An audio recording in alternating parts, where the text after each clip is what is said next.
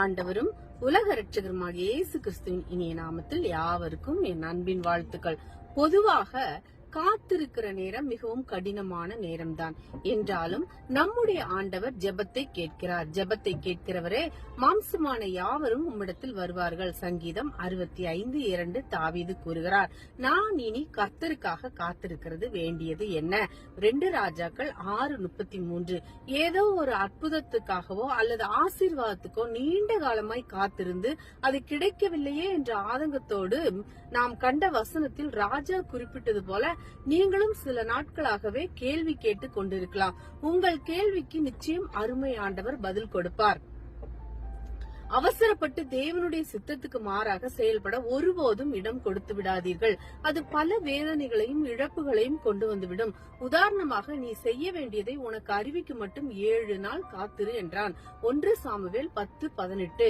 அன்றைக்கு சவுலை பார்த்து இவ்விதமாய் கூறினார் சாமுவேல். ஆனால் அவசரப்பட்டு சற்றும் காத்திருக்காமல் சாமுவேல் சொல்லாததை, தேவன் விரும்பாததை சவுல் செய்து விட்டான் என 1 சாமுவேல் 13:8 முதல் 14 வரை உள்ள வார்த்தைகள் கூறுகிறது.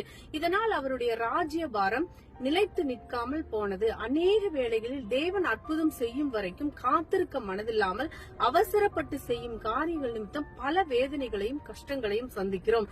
ஏற்ற வேளையில் நிச்சயம் கர்த்தர் உங்களுக்கு அற்புதம் செய்வார் என மனதார விசுவாசியுங்கள். ரட்சிப்பு நிறைவேற காத்திருங்கள். கர்த்தாவே, உம்முடைய ரட்சிப்பு காத்திருக்கிறேன். ஆதியாகமம் 49:18. இந்த வார்த்தையை அன்றைக்கு யாக்கோபு கூறினார். இன்றைக்கு உலக மனிதர்கள் தங்கள் காரியங்களுக்காக காத்திருக்க தயங்குவதில்லை.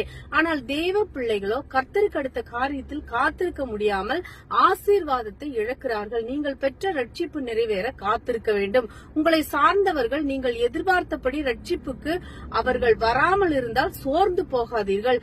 நிச்சயம் கர்த்தர் ஏற்ற நேரத்தில் அவர்களை ரட்சிப்பார். அதே வேளையில் வசனம் கூறுகிறது, நாம் விசுவாசிகளான போது ரட்சிப்பு சமீபமாய் இருந்ததை பார்க்கலாம், இப்பொழுது அது நமக்கு அதிக சமீபமாய் இருக்கிறது. ரோமர் 13:11. நீங்கள் பெற்ற ரட்சிப்பு சமீபமாய் இருக்கிறது என்பதை மறந்து போகாதீர்கள். ஆகவேதான் முடிவு பரியந்தம் நிலைத்திருப்பவனே ரட்சிக்கப்படுவான் என விசுவாசிக்கிறோம். மட்டுமல்ல, உங்கள் ரட்சிப்பு நிறைவேற பிரயாசப்படுங்கள் என பிலிப்பியர் 2:12 பவுல் கூறுகிறார். ரட்சிக்கப்பட்ட ஆரம்ப நாட்களில் நீங்கள் அடைந்த சந்தோஷம் இன்று உங்களில் காணப்படுகிறதா? அவ்வாறு இல்லாவிட்டால் மீண்டும் ஆதி அன்புக்கு திரும்புங்கள். ஏனென்றால் ரட்சிப்பு இலவசம் என்றாலும் அது ஒரு அவசரமாகும். ஒரு பக்கம் உங்கள் ரட்சிப்பு நிறைவேற அதிக பிரயாசப்படுங்கள், மறுபக்கம் உங்களை சார்ந்தவர்களுடைய ரட்சிப்புக்காக விசுவாசத்தோடு காத்திருங்கள். தேவன் நிச்சயம் உங்கள் விருப்பங்களை நிறைவேற்றுவார். ஜெபத்துக்கு பதில் வரும் வரை காத்திருங்கள். கர்த்தாவே, உமக்கு காத்திருக்கிறேன். என் தேவனாகிய ஆண்டவரே, நீர் மறு உத்தரவு கொடுப்பீர். சங்கீதம் 38:15. பொதுவாக காத்திருக்கிற நேரம் மிகவும் கடினமான நேரம்தான் என்றாலும் நம்முடைய ஆண்டவர் ஜெபத்தை கேட்கிறவரே மாம்சமான யாவரும் இடத்தில் வருவார்கள். சங்கீதம் 65:2 என தாவீது கூறுகிறார்.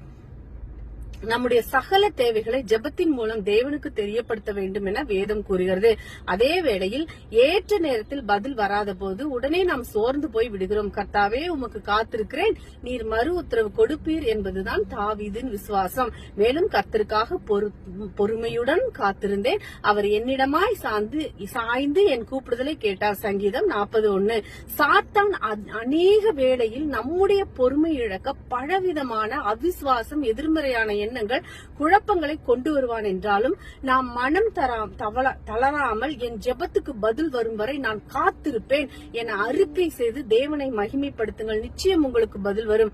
இதோ, வேலைக்காரரின் கண்கள் தங்கள் எஜமான்களின் கையை நோக்கி இருக்குமா போலவும் வேலைக்காரின் கண்கள் தங்கள் எஜமாட்டின் கையை நோக்கி இருக்குமா போலவும் எங்கள் தேவனாகிய கர்த்தர் எங்களுக்கு இரக்கம் செய்யும் வரை எங்கள் கண்கள் அவரையே நோக்கி இருக்கிறது. சங்கீதம் 123:2. ஆமென். Praise God. ஹல்லேலூயா. தேவன் தாமே இந்த வார்த்தையின் மூலம் உங்களை ஆசீர்வதிப்பாராக. ஆமென்.